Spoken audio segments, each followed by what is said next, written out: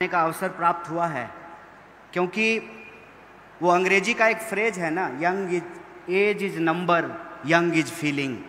तो आप नौजवानों के बीच आकर के अच्छा लग रहा है, अपनी यूनिवर्सिटी का दिन याद आ रहा है। और ख़ास करके मैं मंच को धन्यवाद करना चाहता हूँ। हमारे साथ दो मेंबर ऑफ पार्लियामेंट हैं और आपके कॉलेज के डीन हैं। और सबसे बड़ी बात यह है कि मंच पर बड़े प्रतिभावान लड़के और लड़कियां बैठे हैं, जिन्होंने अपने विचारों से, अपनी ओजस्वी वाणी से, अपनी ओरेटरी से मैं समझता हूं कि आप लोगों को इम्प्रेस किया है और बहुत शानदार बात आप लोगों के बीच में रखा है। मैं आपके सामने भाषण नहीं दूंगा, क्योंकि आजकल भाषण बहुत दिया जाता है, लेकिन मुझे जिस विषय पर बोलने के लिए कहा गया है, दो चार बातचीत के तौर पे मैं आपके सामने रखूंगा।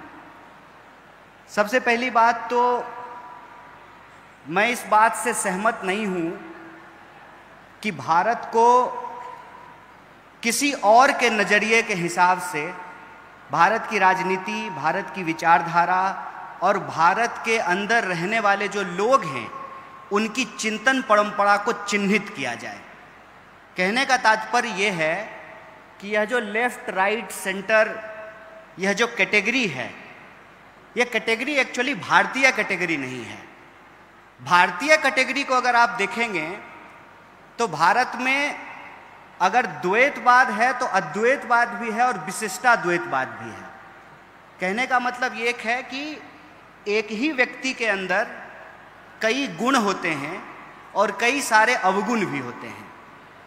तो राजनीति में जब हम किसी चीज़ का विश्लेषण करने के लिए जा रहे हैं तो दो चीज़ का होना बहुत महत्वपूर्ण है। पहला है लेंस और दूसरा है लोकेशन। मतलब हम किस नज़रिए से किसी चीज़ को देख रहे हैं और वो चीज़ हम कहाँ से देख रहे हैं। जब तक इसका हम निर्धारण नहीं करेंगे तब तक ये कैटेगरी के आधार पर हम भारतीय समाज, भारतीय राजनीति और भारतीय इतिहास को समझने में गलती करेंगे।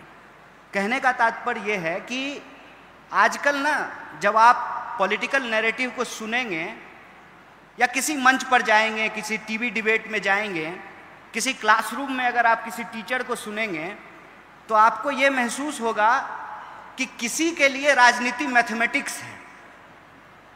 जब वोटों का परसेंटेज निकाला जाता है, किस जाति का कितना वोट है, किस धर्म का कितना वोट है, तो किसी के लिए पॉलिटिक्स मैथमेटिक्स है, किसी के लिए पॉलिटिक्स केमिस्ट्री है कि इस जात को इस जात से जोड़ देंगे, जैसे लैब में बैठ करके हम लोग कोई पॉलिटिक्स खड़ा कर देंगे।